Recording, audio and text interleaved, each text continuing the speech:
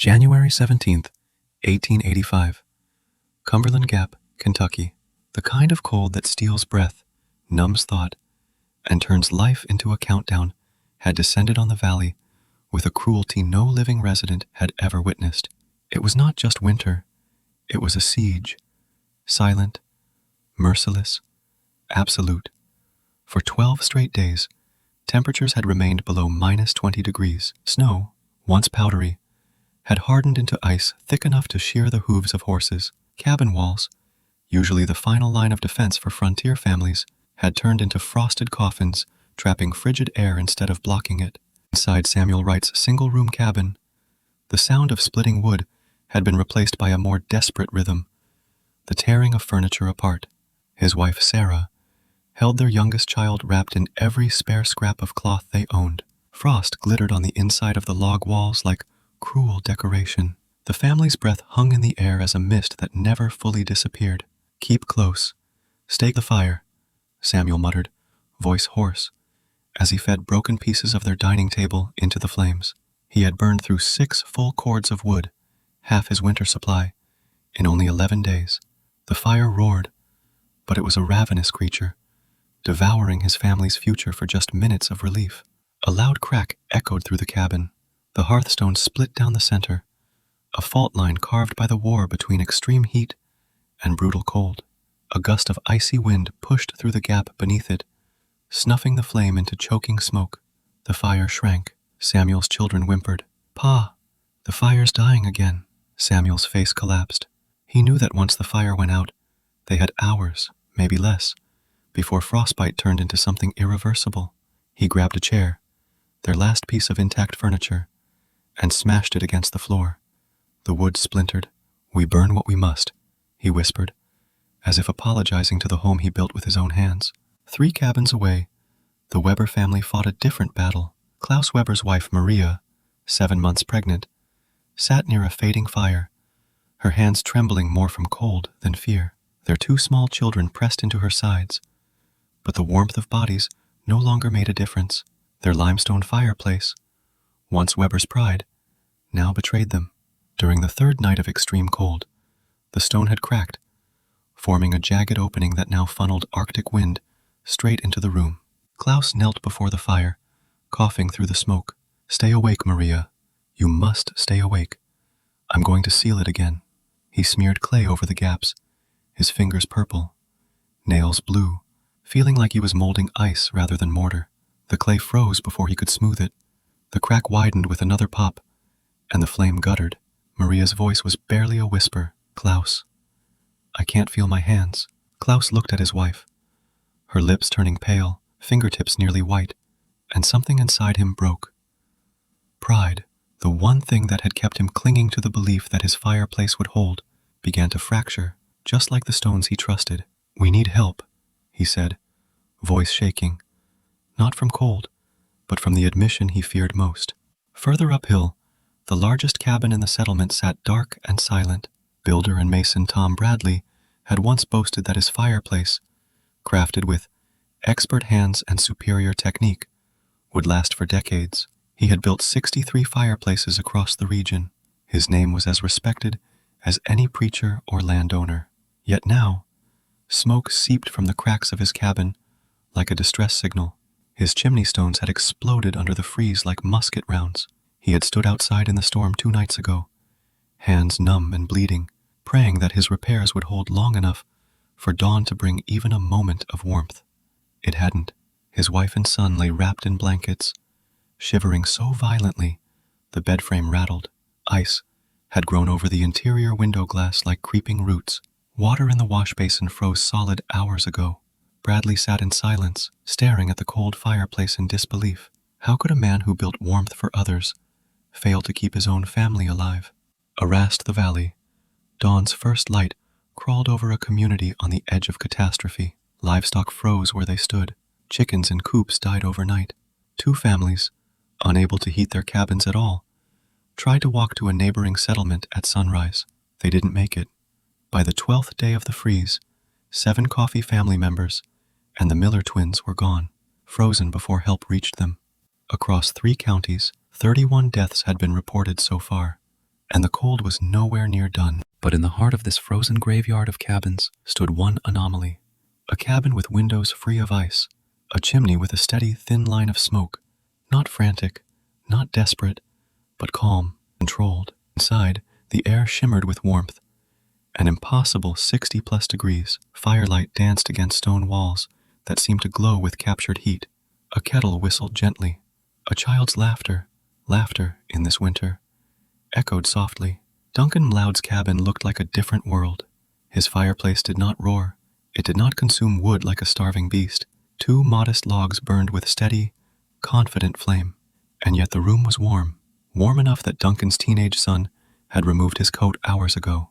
Duncan sat on a low stool, sharpening his axe with careful, rhythmic strokes. His eyes reflected not pride, but a quiet awareness, the knowledge that something beyond coincidence was happening here. He had not expected his design to become the last refuge of heat in a dying valley. He had not expected that the thing neighbors mocked, ridiculed, and called foolish would become their lifeline. He only expected warmth for his family, but fate had decided otherwise. Outside Duncan's cabin, a figure stumbled up the steps. A frantic pounding hit the door. Duncan opened it to find Samuel Wright standing there, snow caught in his beard, breath fogging the air so thickly it looked like steam. His youngest child clung to his leg, crying softly. "We can't stay there anymore," Samuel said, voice cracking. "The fire's gone." The hearthstone split. "We're freezing." Behind him, the other children waited, clutching blankets, shaking uncontrollably.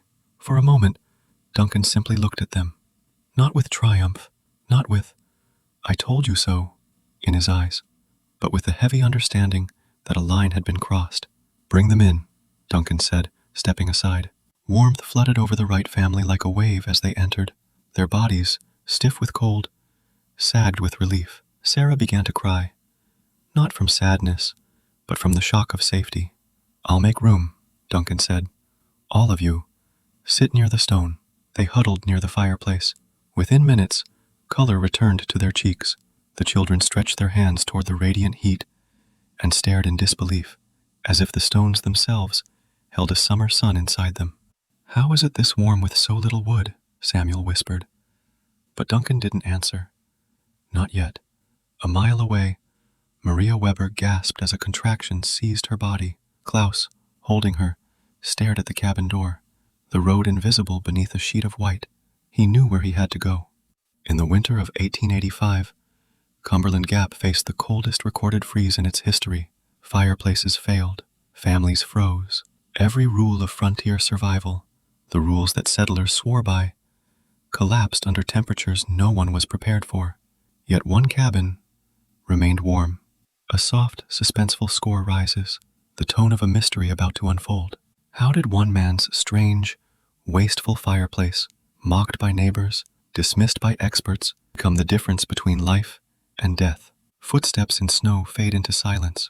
To understand why, we must go back 3 months to when one immigrant stonemason made a choice everyone called foolish. This winter was only the beginning.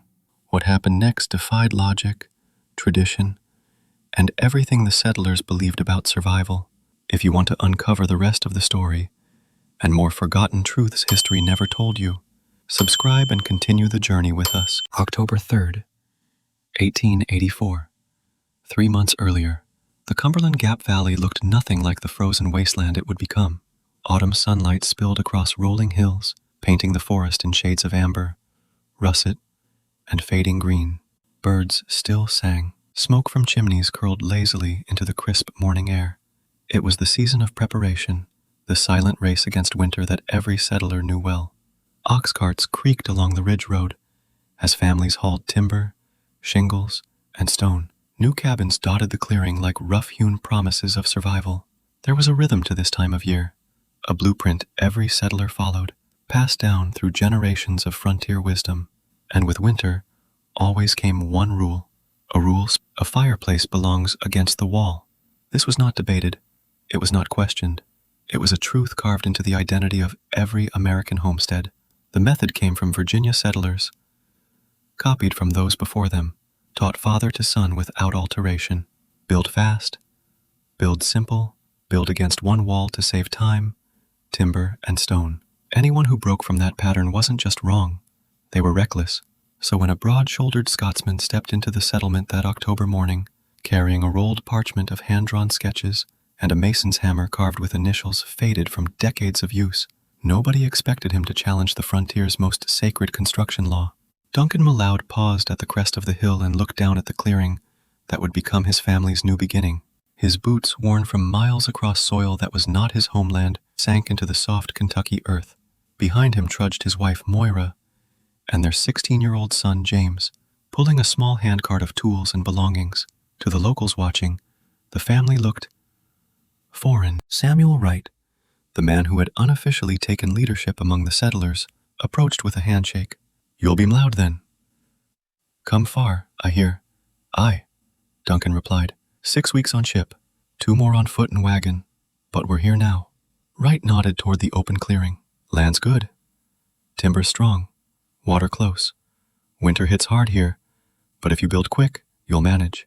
He said the last line with the casual certainty of a man who had built dozens of cabins and expected others to follow his lead.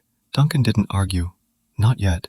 Within days, the settlement pulsed with activity. Axes rang. Logs thudded into place. Chimneys rose brick by brick. The smell of pine pitch, fresh-cut oak, and wood smoke filled the air with a sense of purpose. This was a time when a man's worth was measured by how well he could prepare his family for winter. Wright, respected for his practicality and efficiency, built fast. He used the proven Virginia wall fireplace method, a 3-day build, low cost, minimal stone. Good enough wasn't just a phrase here. It was survival doctrine. Klaus Weber, German by birth but American by choice, followed the same tradition. He admired precision, structure, and order, values passed through generations of European craftsmen. But here on the frontier, he learned to suppress innovation. "Don't complicate what already works," had become his personal rule. And then there was Tom Bradley, the mason. 6 years of building fireplaces across 3 counties had earned him quiet authority. People sought his approval before attempting anything related to stone. What Bradley said was proper became law, which meant that when Duncan unloaded his tools and asked about available stone, Bradley took immediate interest. Not the friendly kind. "You a stonemason?" Bradley asked, eyeing the unusual hammer Duncan carried. "Since I was half my son's height," Duncan answered. Bradley lifted a brow. "Well, you'll have no trouble copying the standard pattern then. Stones go straight against the wall, chimney above. Works for everyone. Don't fix what ain't broken." Duncan offered a polite nod, but his silence held thought, almost disagreement. The Mloud cabin rose slower than the others. Duncan didn't rush. He measured more than he built. He paced the interior multiple times a day, testing light, wind direction, draft flow. He marked corners with chalk, then erased them, then marked them again. Neighbors whispered, "Why is he taking so long?" New folks, no sense of urgency. He'll regret that when the cold hits. But the truth was, Duncan was urgent, just in a different way. He didn't build like the frontier taught. He built like the highlands demanded. Scotland, especially the northern highlands, had shaped him with storms more punishing than anything Kentucky settlers had ever seen. Winters with wind that howled like banshees across stone villages. Nights where fire meant the difference between life and a frozen dawn. Back home, Duncan had learned a truth that Americans had forgotten. Heat isn't made by flame. It's held by stone. He remembered evenings as a boy, sitting beside his father while snow smothered their cottage. The fire would fade, but the stone wall behind him stayed warm for hours, radiating stored heat from evenings before. Highland fireplaces weren't built fast. They were built to last. Those memories returned to him now, as he stood inside his unfinished cabin, staring at the corner where 2 log walls met at a perfect 90 degrees. James stepped beside him, wiping sweat from his brow, unsure why his father stared at empty space. "What are you thinking, Duh?" Duncan didn't answer immediately. He placed his palm against the logs, then pointed to the corner. "American fireplaces heat 1 wall," he said quietly, "waste most warmth up the chimney. But what if the fire sat here, where 2 walls could store and return the heat?" James frowned. "I've never seen it built that way." "No," Duncan replied with a faint smile. "Most haven't." Outside the cabin, a cold wind swept through the clearing, Leaves skittered across the ground like warning whispers. By mid-October, the first hints of unease appeared in conversations around the settlement. Old hunter Jonathan Morse, one of the earliest to live in the Gap, spoke grimly at a communal supper. Animals moved early this year. Saw geese flying south in September. Air's got that taste. The same as 56, the winter that near wiped out half this valley.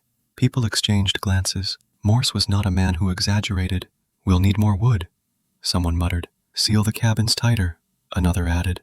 But as fear crept into the settlement, one man was thinking not of quicker construction, but better heat. Social dynamics hardened like cooling iron. Wright represented the frontier pride. We survive because we know better than outsiders. Weber represented open curiosity restrained by fear. He saw potential in new ideas, but feared risking his family's safety. Bradley represented ego and reputation. If another mason proved a superior method, his legacy would crack. And Duncan? He represented forgotten knowledge. Wisdom carried across an ocean that nobody here valued. Yet, as the wind sharpened and nights grew colder, the settlement worked faster. But Duncan worked differently. One evening, Weber walked past the Mloud cabin and noticed no stone stacked by the wall base. Instead, Duncan was measuring the corner again. Weber paused. You place the hearth. Not against wall? Duncan simply replied, not this time.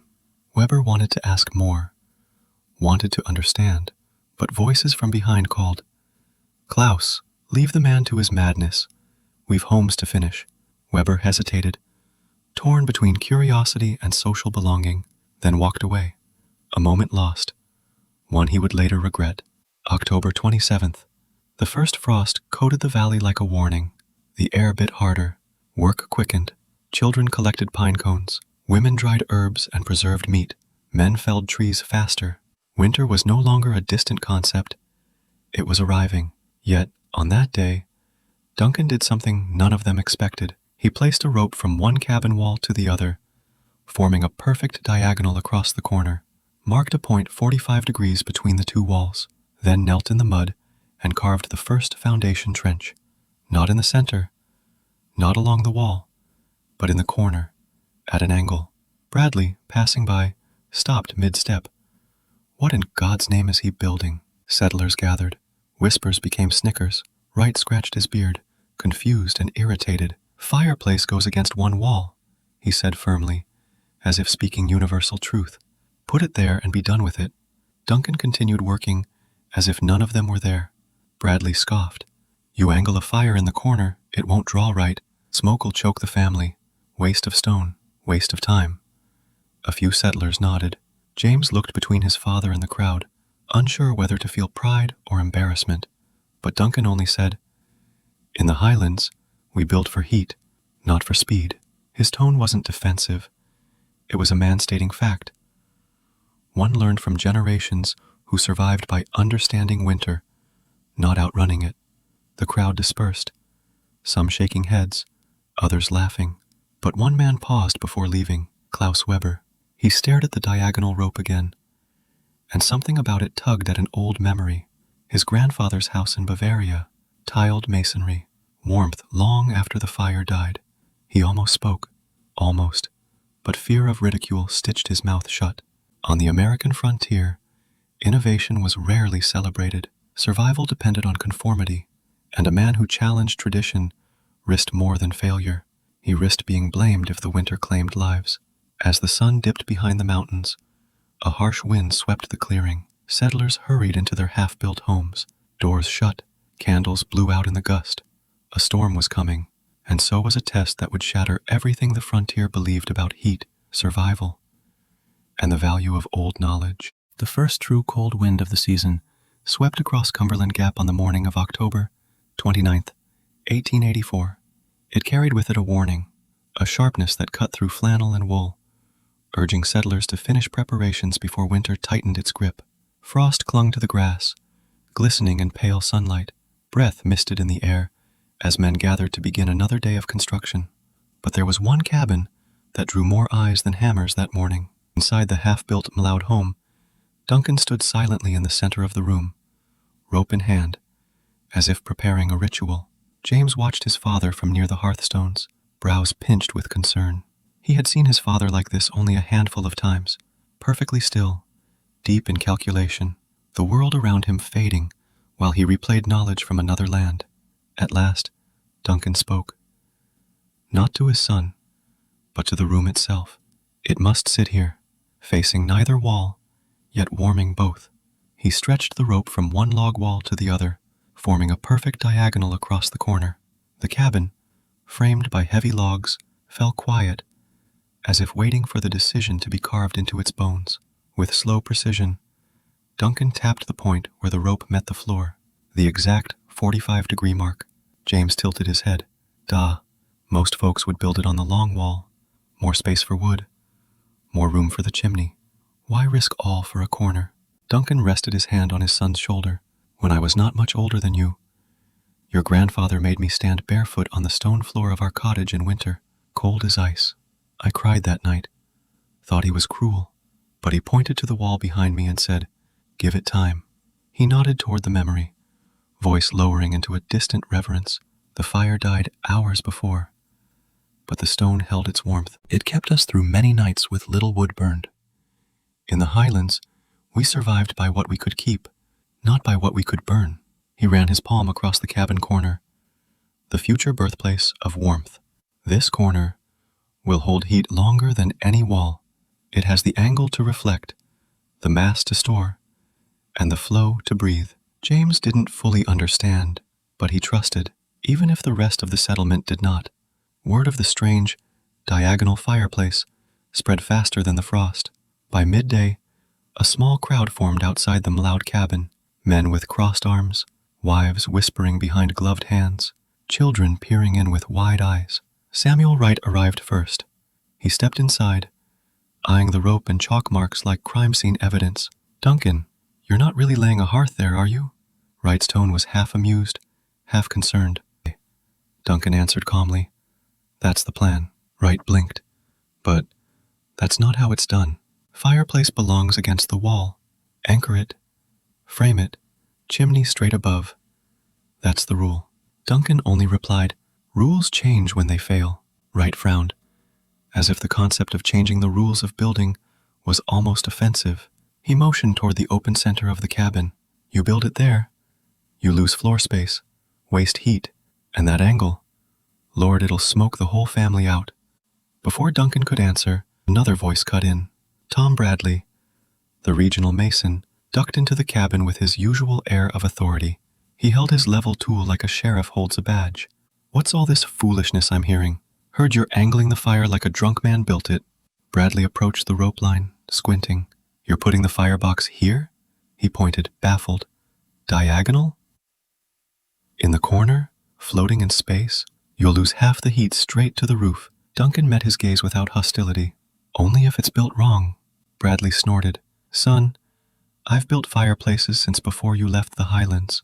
I've seen every mistake green builders make. But this is new, and new is bad for winter." The room hummed with murmured agreement, but James stepped forward, voice quiet but firm. "Da's not a green builder." Bradley shot him a look. "Experience here ain't the same as experience over there, boy." Duncan rested a hand on James's arm. A silent signal. Not anger, just patience. The difference between pride and conviction. "Tom," Duncan said evenly, "you build for the first months of winter. I build for the last." Bradley opened his mouth to argue, then shut it, because he didn't understand what that meant, and because it sounded too poetic to challenge without thinking. After the crowd left, silence returned, but the air held a tension now, the kind that sits heavy before a storm. James sat beside the stacked stones that would soon become the hearth. "Do you ever think, what if they're right?" he asked quietly. Duncan took a long breath. His answer came not with stubbornness, but honesty. Every builder questions his work.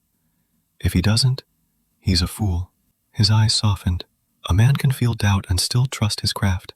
He looked at his son, truly looked, and the boy saw not a stubborn man, but one carrying generations of knowledge, like a torch across an ocean, hoping the flame still meant something here. Later that evening, as dusk cooled into a biting wind, a lone figure approached the Mloud's cabin. Klaus Weber stood at the doorway, hat in hand. Duncan, do you have a moment? Duncan waved him in, offering a seat near the lamplight. Weber lowered his voice. When I was a boy in Bavaria, my grandfather had a Kachelofen, a tile stove, big thing built of stone and ceramic. It sat, not against a wall, but in the room. Heated our house long into morning. He hesitated, embarrassed to admit such a similarity. I've never seen one in America. Duncan nodded. Aye, they build them in parts of the highlands too, because fuel was scarce. Winter's long. You build for endurance, not speed. Weber rubbed his palms, conflicted. It worked very well. But people here, they won't accept it, and if it fails even once, they'll blame you for anything winter brings. There it was. The invisible weight, not failure itself, but the cost of being different. For the sake of your family, Weber said quietly, maybe build the American way. James's head snapped up, but Duncan remained composed. Would you have me build fast to fit in, or build right to survive? Weber had no answer. He left with the same conflict he arrived with, curiosity pulling one way, fear the other. As his footsteps faded into the night, Duncan whispered to his son without looking up, Mark my words, James. The hardest part of doing what's right is doing it alone. Construction began the next morning. Not fast, but intentional, and immediately, the consequences of choosing a different path began to surface. Settlers who once offered help suddenly found themselves too busy to assist. When James asked to borrow tools, excuses piled up. We'd help if your da weren't wasting stone. Best not encourage madness. He should learn the American way like everyone else. Isolation thickened like the coming cold. The Mlouds gathered their own sandstone, heavier and harder to cut than local limestone. But Duncan needed it. Limestone lost heat quickly. Sandstone held it like memory. Each stone was chosen, weighed, and mapped. Not just for shape, but for how it would store heat. Other cabins finished in 3 days. Duncan's, still in planning by day 4. Foundation barely set by day 6. Wright walked past, shaking his head. Winter won't wait for your fancy ideas. He wasn't mocking. He was warning, even caring in his own way. And Wright wasn't wrong. Time was slipping. November 3rd. A bitter wind slammed through the gap. Snow flurries dusted the clearing. Families hurried, patching gaps, sealing drafts, stacking wood. Inside the Mloud cabin, Duncan and James worked by lantern light, shaping stones with numb fingers. At midnight, exhaustion finally forced James to stop. Duh. We're behind. We should have had walls cured by now. Duncan paused, eyes on the hearthstones. Behind means nothing if what we build lasts. Outside, a gust rattled the log walls. For a moment, the candle flame flickered, and in that flicker, James imagined a winter night with no heat and neighbors whispering. It was that corner idea that killed them. He swallowed hard. Doubt isn't loud. The next afternoon, Bradley returned, this time alone. Less arrogant, more curious. He stood beside the half-built foundation, studying the shape. You're extending the mass into both walls, he muttered. Not just one. Aye. And angling the firebox. To reflect. Into the room? Aye. Bradley rubbed his jaw. It'll take twice the stone. 40% more. And twice the time. Duncan looked at his cracked, raw hands. Aye. Bradley turned to him. If this works, it'll change how cabins are built. Duncan didn't smile. If it works. Bradley left without another word. But the look in his eyes had shifted. Not agreement, not approval, but the first spark of respect. 5 days later, the hearth foundation was complete, a beast of stone rising from the corner like a fortress, heavy, imposing, unapologetically unconventional. James ran his hand across the cool surface. It almost feels alive. Duncan nodded. Stone remembers heat. Treat it right, and it will give it back when fire dies. He stepped back to view the structure, eyes scanning for flaws, not with pride, but with the pressure of someone who knows there is no room for failure.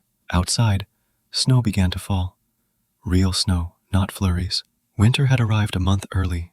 The settlement raced to prepare, but the Mloud cabin was still unfinished, still untested, still mocked, and all anyone could think was, if that angled fireplace failed, it wouldn't just cost Duncan his pride, it could cost him his family. November arrived like a closing fist.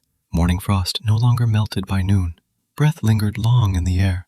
The first real storm clouds gathered over the mountains, thick, bruised, and unmoving, as if winter itself had taken position above Cumberland Gap, waiting for the right moment to strike. Inside the Mloud cabin, the sound of careful chiseling replaced the settling laughter of neighbors who once mocked the angled foundation. For days, Duncan and his son worked with a monastic intensity, two figures illuminated by lamplight, their hands raw, nails cracked, sleeves grayed from stone dust. Unlike other builders, they weren't just stacking stone. They were crafting an instrument, a machine of heat, a lifeline for winter. Each morning began the same way. Duncan walked with James to the nearby creek bed, where sandstone lay in broken slabs and boulders. Unlike limestone, which chipped easily and heated fast but faded quickly, sandstone was dense, tightly grained, and stubborn, but it held warmth. Duncan knelt by the stones, lifting each one with a practiced touch. "Feel this," he said, passing a piece to James. James weighed it in his hands. "Heavy." "Heavy stone means heavy heat. Sit by the fire, it warms fast. But leave it, and it cools. This," he tapped the sandstone, "warms slow, cools slow. That's what sees us through night." He placed two stones side by side. What makes a good stone is not its look, but its memory. How long it remembers the fire after the flames are gone. They loaded only the stones that passed Duncan's test into the cart, rejecting more than they kept. Hard work doubled, time halved. Their hands bled from lifting. Shoulders ached deep into bone, but the foundation grew, layer upon deliberate layer. Meanwhile, the settlement around them completed more cabins. New chimneys smoked proudly. Children carried kindling. Men sealed roofs with pitch. Women lined shelves with jars of cured meat. Life moved forward, but the Mloud cabin still sat unfinished, a skeleton of walls and a half-built stone heart. People noticed, not kindly. On the morning of November 6th, Moira Mloud returned from the communal well with half the water she needed. Women had whispered as she approached, smiles thin, words sharper than frost. "Look at her hands, cracked from stonework, poor thing. Why won't her husband build normal? Pride will freeze them before Christmas. Mark my words, he'll come begging for wood. Or worse." Moira kept walking, jaw tight, dignity intact, but James saw the tremor in her hands when she set the bucket down. The burden of being the wife of the fool from Scotland was heavier than stone. Inside, she found Duncan smoothing wet clay between stones. She didn't interrupt. She simply placed her hand on his back. A silent message: we stand together, even if alone. The next week brought bitter winds. Snow swept through the settlement in sideways sheets. Roofs rattled. Shutters slammed. The gap felt smaller, suffocating, as if winter were pushing walls inward. Families gathered around their newly built fireplaces, grateful to have heat. But in the Mloud cabin, the hearth was still under construction. A single small fire burned in a temporary pit for warmth as they worked through the storm. James shivered beneath his coat. "Duh. If winter starts early, we may not finish in time." Duncan paused, chisel mid-strike. For the first time, doubt flickered across his face.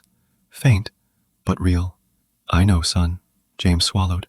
"Everyone says. I know what they say." He placed a hand on the rising stonework, his voice a low vow. "But if I build what they build, we will freeze like they freeze." The chisel struck again, harder, as if silencing doubt with each blow. By November 11th, the structure finally resembled something recognizable. The angled firebox took shape, its opening turned not toward a wall, but toward the room, designed to cast heat in a fan-like spread. Neighbors gathered again, this time staying outside, peering in through the open doorway like spectators watching a madman carve his own fate. Wright spoke under his breath to a cluster of men. "All that stone is eating his living space. They'll be stepping over it all winter." Bradley, however, remained quiet. He watched Duncan's hands. The angle of each stone, the way he checked airflow with burning straw, tested draft with a feather, adjusted gaps for expansion. Wright nudged Bradley. Well, still think it's madness? Bradley didn't answer at first. His jaw tightened. It's different, he admitted. And different is either genius or disaster. Hard to know which until the cold decides.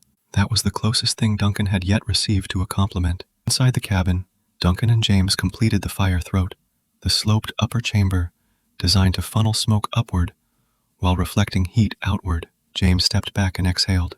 It looks like it's leaning into the room, Duncan said, because heat must be thrown into the space, not trapped at the back.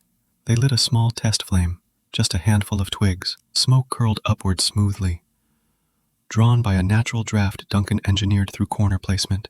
James' eyes widened. It's pulling better than the test fire we made outside. Duncan nodded. Corner gives draft advantage. Air sweeps the walls, joins at the angle, lifts smoke higher. In that moment, James felt the intelligence behind the madness, but outside the cabin, nobody saw success, only misplacement. If you value stories of forgotten practical wisdom that stood the test of time, make sure to subscribe. There are more remarkable accounts worth remembering. As the days grew colder, obstacles multiplied. Helpers stopped offering tools. Borrowed saws came back dull. Extra hands never arrived as promised. And worst of all, wood traders raised prices, not by accident. If Duncan's design succeeded, it would threaten the wood economy families relied on each winter. A neighbor muttered in the trading post, "If that fool burns half the wood, then everyone will ask for the same." Can't have that. Innovation is never just opposed by pride. Sometimes it is opposed by profit. Meanwhile, small victories fueled the Mlouds through hardship. On November 15th, they installed the final stones of the thermal mass. Thick, heavy slabs embedded 18 inches into both walls, forming a heat reservoir unlike any fireplace in the region. James pressed his palm to the stone after a small test fire. 3 hours after it burned out. It's still warm. Duncan closed his eyes, relief breaking through the exhaustion. Then it lives. But nature wasn't done testing them. On November 17th, a second storm hit, harsher than the first. Wind screamed through the valley like a living thing. Temperatures fell so fast that wet clothes stiffened into ice while hanging. The settlement panicked. People rushed to reinforce roofs, insulate cracks, patch chimneys already crumbling under cold. Weber's limestone hearth showed its first crack. Wright's wall sealant froze before drying. Bradley's pride began to shift into concern. And through the blizzard, a glow flickered from the Mloud cabin, not of a roaring fire, but of steady, controlled warmth radiating from stone. Even unfinished, it was warm, not a miracle. Engineering. By the end of November, the fireplace stood complete, an angled giant of sandstone and clay, built not for appearance, but for purpose. On December 1st, they prepared for the first full test burn. James placed the wood, Moira lit the flame. They stepped back, watching as the fire caught, first gentle, then steady, then powerful. Heat didn't blast. It spread. It wrapped. It settled into the stone, into the walls, into the room like a living presence. And as night fell, the fire burned low, but the cabin stayed warm. Hours passed, still warm. James ran to the walls, touching them in disbelief.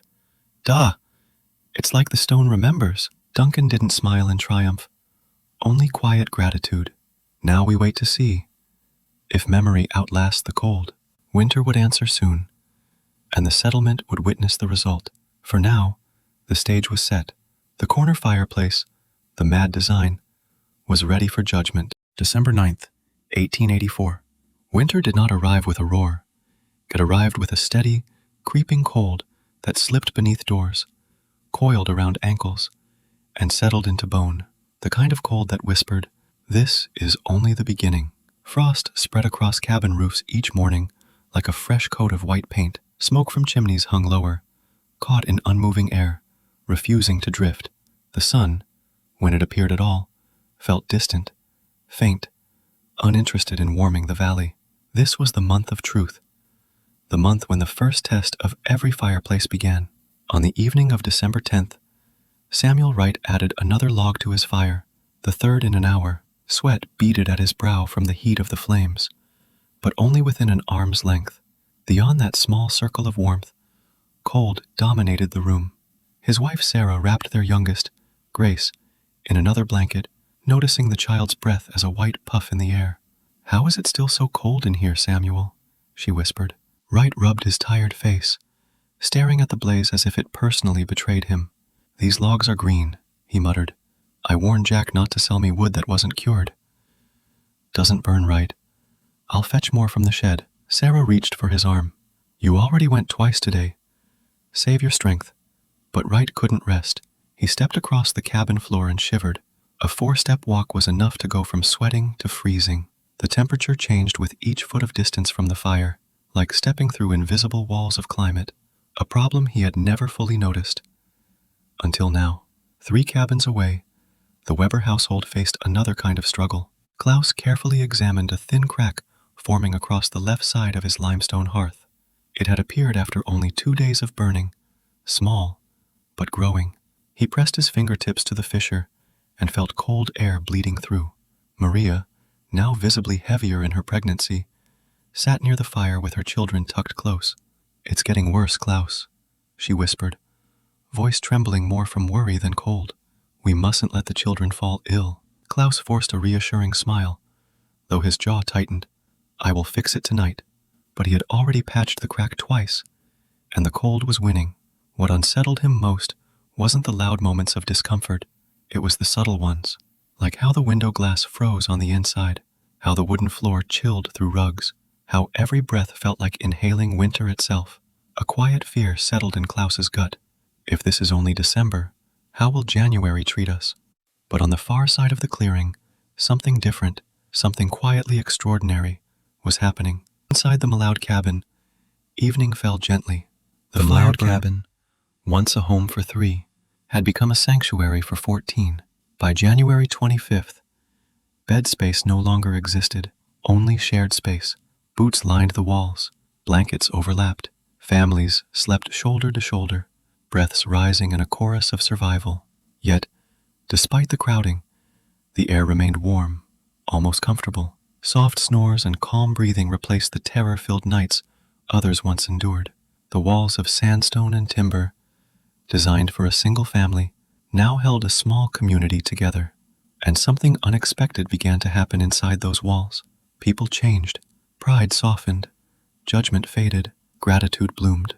The first transformation came quietly, not through words, but through warmth. On the morning of January 26th, young Grace Wright, the child who nearly froze to death, awoke with energy. She sat up, rubbed her eyes, and smiled for the first time in days. "Ma, I'm hungry." Sarah nearly collapsed with relief. She kissed her daughter's forehead repeatedly, whispering thanks under her breath. Across the cabin, Duncan watched with a quiet smile. Grace was proof that warmth could heal more than the body. It could restore the spirit. Samuel approached Duncan near the hearth. His pride, once an unyielding wall, had melted like snow under sunlight. "I owe you more than I can ever repay," he said. Duncan shook his head. "You owe me nothing that you haven't already given." Samuel blinked. "What have I given you?" "Trust," Duncan replied, "and that is the hardest thing for a man to hand to another." Samuel's throat tightened. This was not the response he expected, not charity, not superiority, just humanity. For the first time in his life, Samuel Wright, builder, leader, proud frontierman, felt the freedom of letting his guard fall. The Webers adjusted more slowly. Maria, heavily pregnant and emotionally strained, often woke in the night, still listening for cracks, still expecting the cold to invade. Trauma had etched habits into her, Duncan noticed. One evening he approached her with something wrapped in cloth. Inside was a small stone, warm to the touch. "Keep this near you at night," he said. "Stone remembers heat longer than blankets do. It will help your body stay warm." Maria pressed the stone to her chest, tears forming. "Thank you. You have given us more than warmth. You have given us hope." Her voice cracked on the final word, as if hope had been something too expensive for her to afford until now. But 14 people in one cabin brought more than gratitude. It brought friction. By the 4th day, tension surfaced, small at first. Children argued over space to sit. Adults bumped elbows while cooking. Whispers of fear still clung to some minds. On January 27th, a sharp argument broke out when Samuel found Klaus using extra wood to boil water. "We must ration," Samuel snapped. "Do you not understand? We have days left, not weeks." Klaus, exhausted and defensive, shot back. "My wife needs warmth. She is carrying a child." Voices escalated. Others shifted uncomfortably. Even children froze mid-play. Before anger could take root, Duncan stepped between them. Not with force, but with presence. He placed a hand on each man's shoulder. "We are not 14 people living under one roof," he said calmly. "We are one family now, and families solve together, not against each other." He guided them to the table, where the warm stone hearth cast a golden glow over their faces. "Let us make decisions together," he said. It was not a suggestion. It was a turning point. From that moment on, they began rationing, cooking, and planning as a united group, not as guests versus hosts. The cabin changed. It became more than shelter. It became a home of shared survival. That night, something beautiful happened. As the storm howled outside, children gathered near the fire. James, who had become the unofficial chronicler of the winter, shared stories of Scotland, of snow that reached rooftops, of wolves that roamed the highlands, of his grandfather teaching him to read by firelight. The children, wide-eyed and warm, leaned closer, captivated. "Was it scary?" Grace asked. James smiled. "Sometimes, but Da always said the same thing. Fear disappears when shared in the light." He looked at his father, who sat carving wood with quiet focus. Duncan didn't interrupt. He simply listened, letting his son's voice carry warmth that even the fire couldn't provide. For months, Duncan had carried the weight of proving his design, of being labeled the outsider, the odd one, the fool. Now, without saying a word, he watched his son inspire others with the same knowledge he once carried alone. Something inside Duncan healed.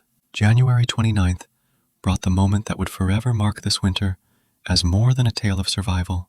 It would mark it as a tale of new beginnings. Maria's labor began. The storm still raged outside, but inside the cabin, warmth held firm. Moira, Samuel's wife Sarah, and another neighbor's wife, all mothers, helped Maria through the ordeal. Hours passed. Sweat, tears, pain, prayers. Children waited at the far end of the cabin, huddled in anxious silence. Men sat on the floor, heads down, listening to every sound. At 2:17 a.m., a cry pierced the air, not of pain, but of life. A baby's voice, strong, loud, full of fight. Weber's newborn came into the world in a cabin warmed by a fire everyone once laughed at. Maria wept. Klaus held the baby, his face dissolving into disbelief and joy. He warm, Klaus whispered, as if it were a miracle. Duncan stepped forward, holding a small warmed stone wrapped in cloth. "Place this near him when he sleeps," he said. "A newborn must never know cold first." Sarah Wright placed a gentle hand over Maria's. "You gave life in the dead of winter," she said softly. "That is a blessing none of us will forget." No one spoke for a long while, not because there was nothing to say, but because some moments are too sacred for words. The birth of a child in the coldest winter in memory became a symbol. The hearth didn't just save life, it created it. By February 1st, something remarkable had formed around the hearth. Routines emerged, roles emerged, laughter returned. Each person found purpose. Samuel handled wood rationing and protection of the cabin. Klaus assisted Duncan with stone maintenance and airflow adjustments. James taught children letters and numbers by drawing in soot on stone. Moira and Sarah prepared meals and organized sleeping rotations for warmth. Bradley, once prideful, began carving small wooden toys for the children, his hands rediscovering humility. One night, as the children slept and the adults shared quiet tea, Bradley looked at Duncan and spoke words that healed more than he realized. "I built dozens of fireplaces," Bradley said quietly. "People trusted my work, trusted me, but I didn't know what I didn't know, and I mocked the man who did." He exhaled, voice breaking. "You did not deserve the scorn we gave you. I hope, in time." Duncan stared into the fire, letting the warmth touch more than his skin. "A man isn't measured by how right he was," Duncan said gently, but by what he does when he learns he was wrong. Bradley's eyes glossed. This was not just survival. This was transformation. Outside, winter continued to rage, but inside the cabin, something quietly revolutionary happened. They stopped counting the days of cold and started counting the days of togetherness. Children built games using stones and wood chips. Adults shared stories of Scotland, of Bavaria, of Virginia homesteads, of hardships that shaped them. They learned songs from each other's homelands, sung softly into the firelight. The cabin that once separated Duncan from the settlement now united people who had never truly listened to one another before. The angled hearth had become more than a source of heat. It had become the heart of the community. And in that warmth, the hardest frontier lesson emerged. Survival alone is endurance. Survival together is strength. On February 4th, after nearly a month of brutal cold, the wind softened. Snow fell gently instead of slicing sideways. Dawn brought the first golden light that felt like a promise, not a threat. The freeze had not yet ended, but the worst had begun to pass. People inside the Mloud cabin woke with a strange, almost forgotten sensation. They weren't afraid of the morning. Not anymore. They were alive. They were warm. And they were changed. Soon, the thaw would come.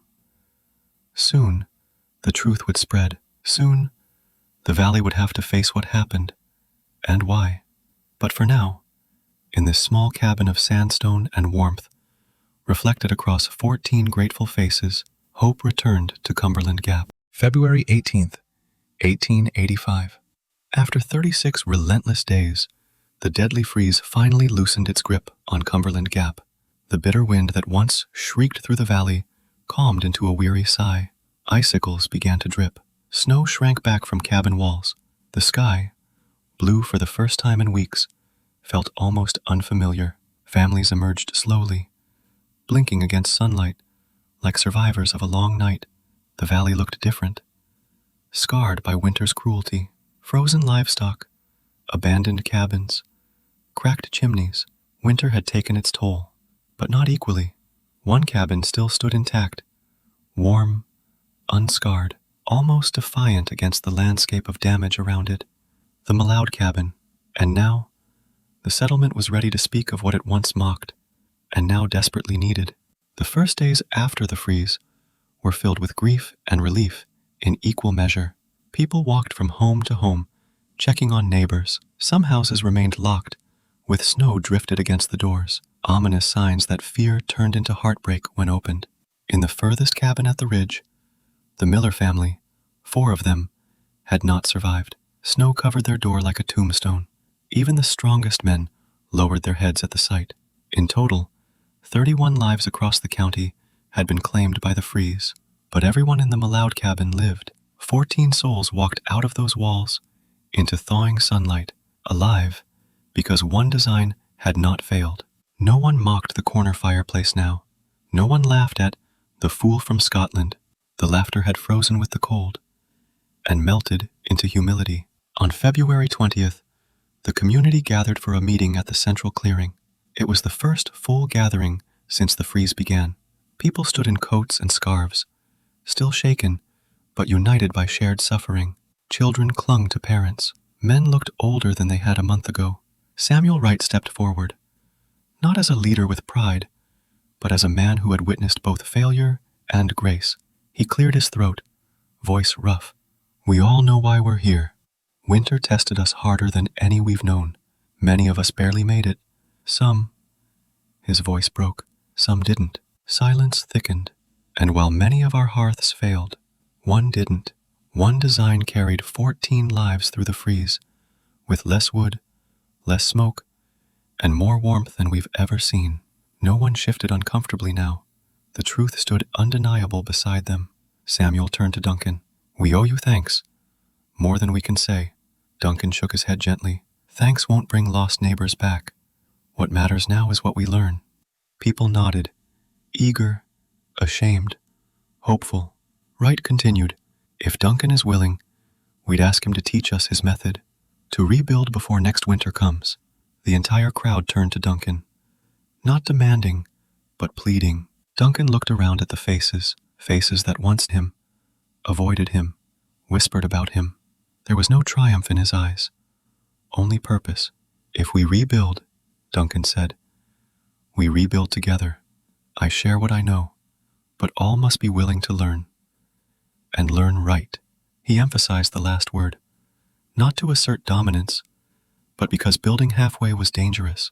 Real knowledge didn't tolerate shortcuts. The crowd nodded. They were ready. Rebuilding began the next week. Snow still clung to the shaded hills, but the thaw was steady, giving time, but not comfort, before the next winter. Families dismantled broken chimneys, salvaged stones, and cleared frost-damaged walls. Every home bore scars. Every family approached the rebuild with both fear and determination. Duncan didn't lead with speeches. He led with work. He walked from cabin to cabin, examining foundations, checking drafts, teaching by doing. He drew chalk diagrams on wood planks, showing the 45-degree angle, the airflow path, the stone layering technique, the heat-holding mass. He demonstrated how heat traveled across stone. Do not build for the fire you see, he told them. Build for the heat you keep. The settlement repeated his words like scripture. Even children began to say it. Some adopted the Highland method with full commitment. Samuel Wright was the first. He tore down his wall fireplace and rebuilt from scratch with his eldest son. He did not cut corners. He remeasured, carved stone until his hands ached. His pride had once resisted change. Now, his pride was in doing it right. Klaus Weber was the second. He insisted on building his fireplace even larger. For the baby, he would say with a shy smile. He engraved a small Bavarian pattern into one stone, blending old and new heritage. But not everyone changed easily. Resistance lingered. Bradley, skilled but shaken, struggled with the internal battle of identity. Teaching others a method he did not invent felt like chiseling away at his own legacy. One afternoon, he stood beside Duncan, staring at the angled hearth they rebuilt for a neighbor. My father taught me masonry, Bradley said quietly. His father taught him. This way, your way, makes mine feel like I was wrong all these years. Duncan placed a hand on a warm stone.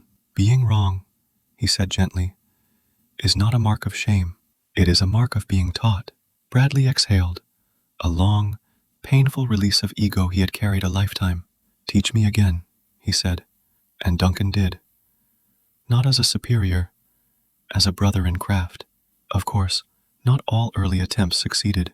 The first house rebuilt after the freeze, belonging to Jacob Turner, failed its draft test. Smoke choked the interior, burning eyes, forcing the family out.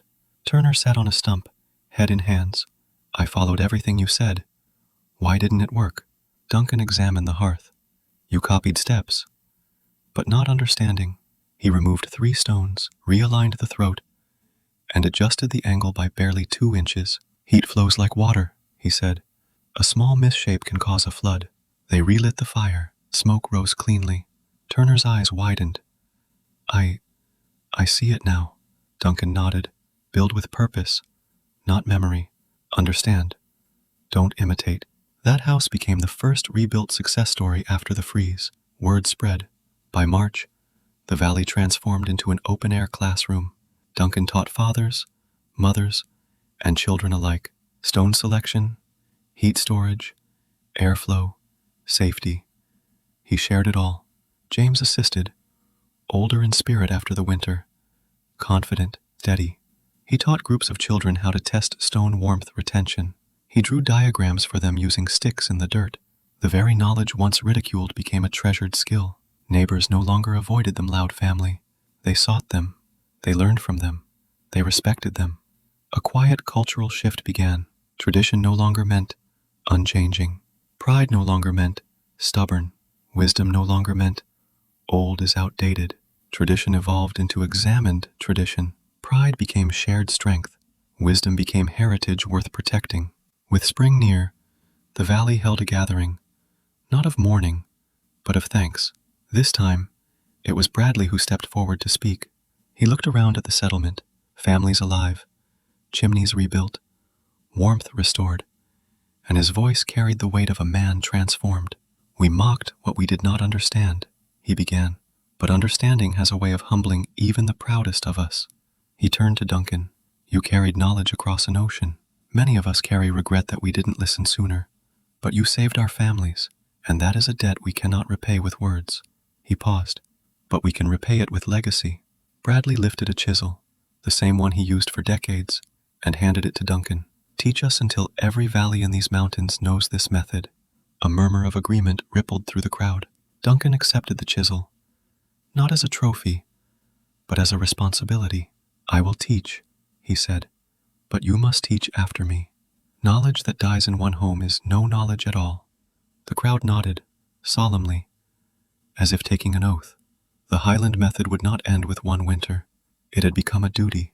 As spring thawed the last traces of snow, the valley looked reborn. Children played outside without coats. Fields softened. Water flowed freely again. Spring eventually returned to Cumberland Gap, melting the snow, but not the memory of the winter that changed a community forever. What Duncan Mloud built in that cabin corner did more than save 14 lives. It planted a seed of wisdom that quietly traveled far beyond the valley. For years, the Highland Corner hearth spread the way true knowledge often does, not through fame or credit, but through hands, homes, and habit. Nearby settlements began building angled fireplaces. By the early 1900s, scattered cabins across Appalachia were warming 2 stone walls instead of 1. Families didn't speak of engineering or efficiency. They simply said, "It keeps the night away." Nearly a century later, in 1976, researchers at the University of Tennessee tested historical heating systems. Among them was the Highland Corner hearth, found in only a handful of old Appalachian homes. Most expected little from it, but under controlled testing, the results surprised everyone.